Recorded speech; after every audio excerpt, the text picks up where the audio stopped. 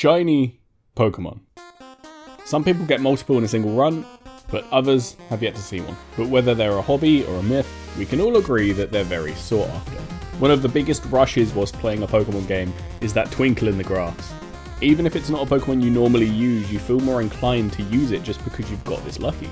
Unfortunately, some shinies aren't that great. Some barely change and some change for the worse. Some people believe that before Generation 6 it was all determined by an algorithm, and although I don't really know about the validity of that, I like to think that it's true because I can't really imagine anyone making the conscious decision to make Spiro baby's first So I took it upon myself to redesign all the shinies in the Kanto region.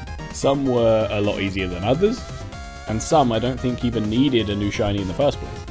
However, in the interest of consistency, I did all of them. Let's have a look at them.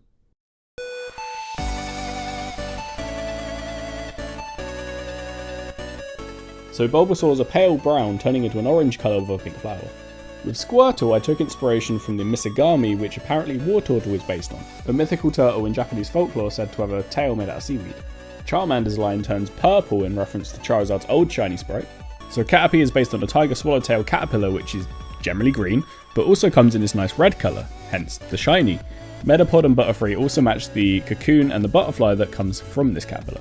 So for Weedle's line we looked more into Beedrill, who I had decided to base off of a tarantula hawk, who is a Goliath-sized wasp that buries its eggs inside dead tarantulas. So with Pidgey it was kind of difficult to reference an animal it was based on because it's already the colours that it was meant to be.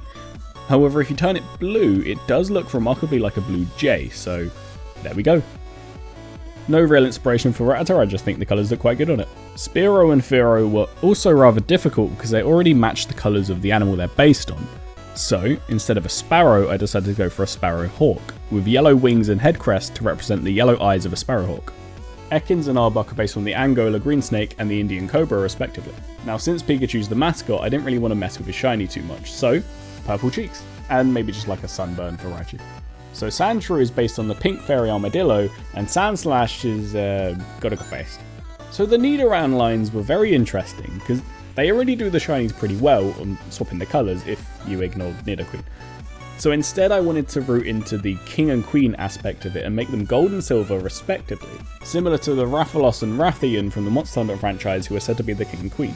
No real inspiration for Clefairy's line, just a nice pale yellow. I'll be honest, I wasn't going to beat Ninetales shiny because I think it's perfect, but I feel like these two colours are pretty good.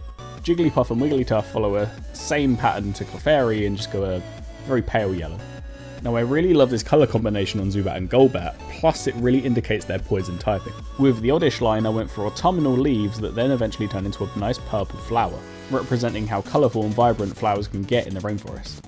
Paris and Parasect are a bit of a tongue-in-cheek reference. Paris gets 2 super mushrooms whilst Parasect gets a mega mushroom, with the green skin indicating the fact that he's, dead. Now this is a bit of personal fan service for myself, I just really wanted to make Venonat like a Karibo colour. Diglett and Dugtrio are very difficult to come up for shinies for because I feel like you can't change them just like in their real shinies, so instead I just made the noses green. So Meowth turns this purple colour to represent its snobbish nature, and Persian goes this sleek blue colour. Psyduck turns a purple to represent his psychic abilities, and Golduck is truly a gold duck. Mankey and Primeape turn a red to represent their anger and aggression. Growlithe and Arcanine also turn a red because I really think it does fit them. No real reference for the Poliwag line, I just think these colours fit. Same thing for the Abra line, I think these colours just fit and it represents their psychic powers quite well. Machop's line also turns red to represent that aggression of being a fighter. Similar to Vileplume, Victory Bell turns a vibrant pink to once again represent the colours of the rainforest. Also kinda looks like Cherubi. The Tentas are a reference to the golden jellyfish, and Geodude's line goes a nice coal black colour. Ponyta and Rapidash are another shiny where I don't think I'm gonna beat the original, but I feel like this fits. Slowpoke and Slowbro go like a tealy bluish greenish colour because, I don't know, it looks good. Magnemite and Magneton sort of wrote themselves, there's not much you can do with these Pokemon, but I like how the subtle change does make a massive difference. This is a bit of a jokey entry, but I really wanted to make Farfetch only change the colour of the leek, as if it's just some ordinary Farfetch that just so happened to find some food colouring. I didn't really have any inspiration for the Doduo line, but Dodrio is typically presented as an angry type of bird, so red fits. Seo and Dugong turn a blue and a cyan colour to represent the water and ice respectively. And again, I think Muck and Grimer's shiny are kind of perfect, so I just made it another disgusting sort of brown, yellowish, icky colour. I used a pink on Shelder, but I couldn't really do it for Cloyster because it would look too much like you know. No real inspiration for Gengar's line, just I thought the colours looked good, and let's be honest, I can't exactly get any worse, can I? Very obvious Onyx shiny with a Crystal Onyx reference. And Drowsy and Hypno turn this pale blue to represent relaxation and going to sleep. Krabby comes in this Seafoam green, whilst Cloyster comes in this deep blue. To reference the blue that some crabs come in. Voltorb and Electrode are an Ultra Ball and Master Ball respectively. And I'm gonna be honest, Executor is Larry. For Cubone and Marowak, I wanted to reference how a Cubone is said to be a baby Kangaskhan. Hitmonlee and Hitmonchan turn red and blue respectively to represent the aggression, yet calm state of mind you need to be a fighter. I don't really know, Lickitung just looks good in blue. Similar to Muck and Grimer, I went for like a yellowy brown for Wheezing and Coughing, because I think that their shinies are pretty good as is. Now Rhyhorn and Rhydon I think are some that deserve a black shiny, because Rhydon, obviously being the first created, looks really good in like this onyx obsidian black colour. Chansey's a golden egg, which is popular in media and folklore. And Tangler's gone for this autumnal orange colour. Kangaskhan retains its baby colour, and Horsey and Seadra are pink and purple respectively. For Goldin and Seeking, I really wanted to reference the metallic gold koi carps that you can get, but Seeking shiny's already yellow, so I just went for this instead. It doesn't change much, but it's a subtle, nice difference. I think Staryu had an existing shiny that was great, so I just amended that slightly and just carried it on to Starmie. Mr. Mime was a very obvious choice, and Cypher turns a brown colour to represent brown praying mantis. Jinx turns blue in reference to her ice powers, which also looks a bit like a lawsuit, and Electabuzz also turns blue because, I don't know, bolt out of the blue.